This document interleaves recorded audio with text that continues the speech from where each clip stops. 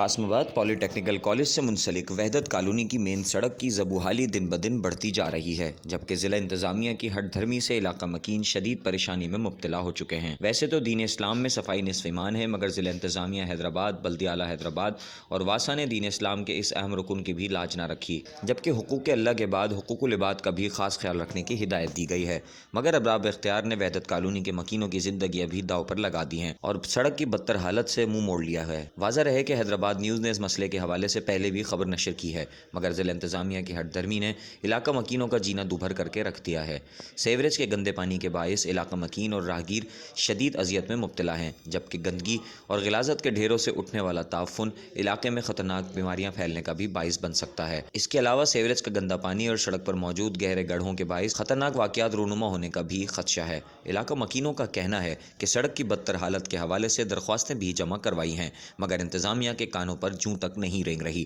اور سڑک کی حالت جوں کی توں ہے۔ انہوں نے ارباب اختیار سے درخواست کی ہے کہ خدا را ہوش کے ناخن لیں اور انسانوں کو بھیڑ بکری سمجھ کر لاوارث نہ چھوڑا جائے۔